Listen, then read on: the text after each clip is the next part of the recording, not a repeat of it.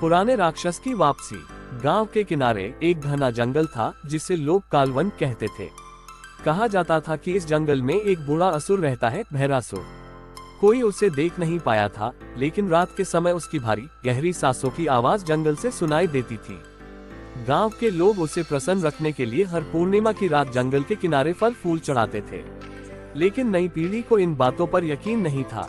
एक दिन गांव के कुछ नौजवानों ने मिलकर इस अंधविश्वास को तोड़ने की ठानी।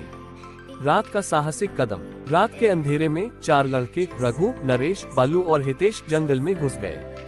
उनके पास टॉर्च और लाठी थी। अरे ये बूढ़ा असुर कोई नहीं, बस डराने की कहानी है, रघु हंसते हुए बोला।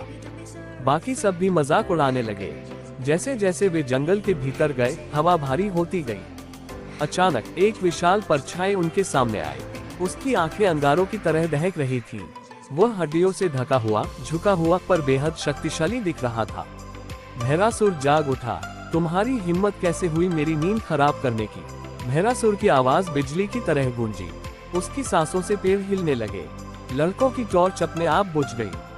हम बस देखने आए थे कि हितेश हकलाते हुए बोला।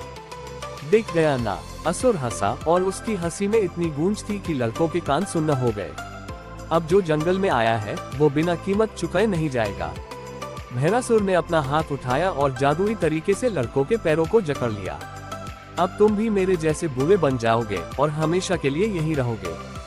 भागने की कोशिश। लड़कों ने खुद को छुड़ाने की कोशिश की, लेकिन असफल रहे। तभी बालू को याद आया कि उसकी दादी ने कहा था, भैरासुर को सिर्फ आग से हराया जा सकता है। बालू ने हिम्मत जुटाई और जेब से माचिस निकाली। कांपते हाथों से उसने एक तीली जलाई और घास में फेंक दी। जंगल में आग फैलने लगी। भैरासुर चीख उठा, नहीं, आग नहीं। जैसे ही आग उसके नजदीक पहुंची, उसका शरीर राख में बदलने लगा। लड़कों की जकड़न टूट गई और वे भागकर गांव वापस आ गए।